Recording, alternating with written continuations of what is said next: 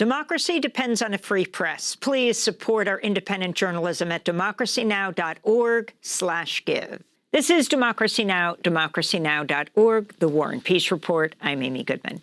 President Trump held his first cabinet meeting Wednesday. In an unusual move, the first official to address the meeting after the president was not a cabinet member, but Elon Musk, the world's richest man, who's been the public face of the administration's effort to dismantle many government agencies and slash the federal workforce.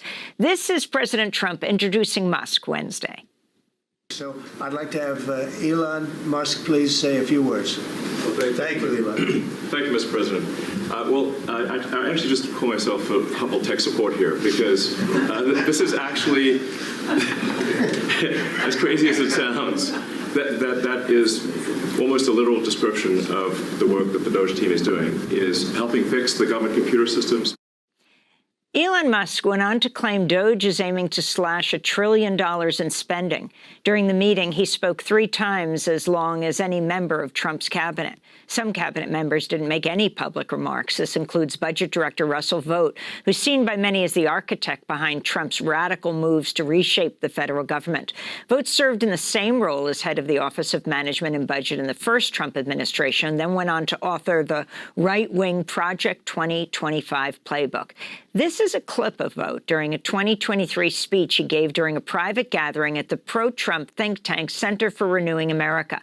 The video was obtained by ProPublica and documented. And here, Vought's outlining his goal of defunding federal bureaucracies. We want the bureaucrats to be traumatically affected. We want, when they wake up in the morning, we want them to not want to go to work because they are increasingly viewed as the villains. We want their funding to be shut down so that the EPA can't do all of the rules against our energy industry because they have no bandwidth financially to do so. We want to put them in trauma. We're joined now by Branko Marcetic. He's a Jacobin staff writer, where his recent piece is headlined, "Russell Vought Wants to Burn the Government Down." Branko, welcome back to Democracy Now! First, respond overall to this highly unusual cabinet meeting, and then talk about the role of Russell Vought, who we don't usually see in front of the cameras, but who has played such a key role behind the scenes. I mean, I think the cabinet meeting shows the tenor and direction of the Trump administration, which, you know, Trump had campaigned on kind of fighting for the forgotten American, for fighting for the working class. You know, he said he was going to fight Washington corruption. And then before he'd even been inaugurated, we saw him basically handing over the reins of government, not just to Elon Musk, but a whole host of billionaires. And now, of course, you have 13 billionaires in cabinet positions running the government. You know, it's a complete betrayal, I think, of the people who voted for Trump in the vain hope that he was actually going to solve some of the problems that were bedeviling them, and you know, really gives to lie to this entire rhetoric that we've heard for the last few years. You know, with Vought, I think it's interesting because Musk gets all the attention, and deservedly so. But in many ways, you know, I liken Musk to kind of the private contractor or the consulting firm that's brought in to basically do the dirty work of the people in management, and that's Russell Vought. Vought's normally known as the Project 2025 guy. He's, you know, known as a Christian nationalist, a hardcore social conservative. All of that is true, but I think that the more important thing about Vought is kind of his entire career's history. And, you know, he's a guy who most accurately to describe it, he is an anti-government radical. He is someone who sees government as the biggest problem in people's lives. He sees everything that has been done basically since the Great Depression and the creation of the New Deal state that has lifted people out of poverty, that has made it so that people aren't being preyed on and poisoned and otherwise hurt by greed, by corporate greed. He sees all of that as a tremendous, profound mistake that needs to be reversed. And that has been his life's goal. You know, he sees Medicaid, Medicare, and Social Security. He thinks these programs should be eliminated or privatized. He has actually spoken to Heritage, the Heritage Foundation. He said, I may not be into cutting Social Security and Medicare right now, but that's purely a strategic decision on my part. We want to basically start with the cuts that Americans will feel the least, things like foreign aid, and then eventually we will build up to the point where we can really take on these programs. The vote is such a disbeliever in the importance of government in people's lives that he thinks even the construction and repair of roads and highways is illegitimate and dangerous for the government to do. And so this is really very much what's driving, I think, what we're seeing from DOGE and a lot of these attempts to just completely dismantle the federal government. It's part of a long-standing political agenda of this man that I think does not line up with what the U.S. public wants. I think it doesn't really line up with a lot of what even Trump voters in this last election want. Talk, Branko, about the memo that was distributed on Wednesday, that, if you can continue to say shocked so many, that directs agencies to submit their reduction in force plans by March 13th. It's not just about laying off employees. And also, I mean, the bigger picture is the amount of money that that the federal budget goes to federal workers is tiny. If you're talking about saving money, the fact that they're focusing completely there on these 2.3 million federal workers who are in such agony right now. Tell us about the memo. I mean, that shows you, the entire game. It's not really about saving money. Spending cuts and the deficit have been used by many right-wing voices over the years as excuses to try and basically dismantle the modern administrative state. That's what they want to do. That's what Vote has been pretty open about wanting to do. And so, using the deficit is just an excuse. Vote's budgets that he made both when he was serving in the House and also now when he was heading the Center for Renewing America, at the same time as they make these ruthless cuts to the programs that people rely on, and a call for the mass firing of federal workers. They also want to keep in place massive tax cuts for the rich that Trump passed, and this was the same thing back in the 2000s when Vote's mock budgets kept in place Bush's tax cuts. So the idea here behind that memo is to start dismantling and make these agencies basically dysfunctional, because that in itself is going to help create the groundwork for further dismantling and possible privatization in the future. If government becomes dysfunctional, if it's seen to not work, if it doesn't seem like it's actually serving the interests of people, then you can kind of come through and say, well, look at that. The fact is, government doesn't work. We should just sell this off to private corporations and let them do it. That's what Vote has wanted to do with the Postal Service, for instance, for many years. There was reporting also that they're going to be starting to slash workers from the Social Security Administration. To me, I think that's clearly an attempt by stealth to start to undermine Social Security.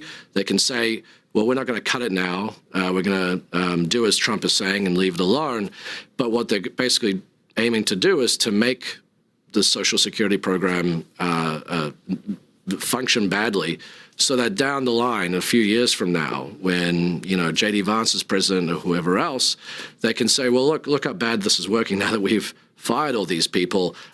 This should just be privatized as we wanted to do 20 years ago. And of course, if you're talking about privatizing the Postal Service or Trump taking over the U.S. Postal Service, that also has a great impact on voting. But I want to ask you about the Washington Post reporting the Federal Aviation Administration's close to canceling a $2.4 billion contract with Verizon and awarding the work to Elon Musk's Starlink.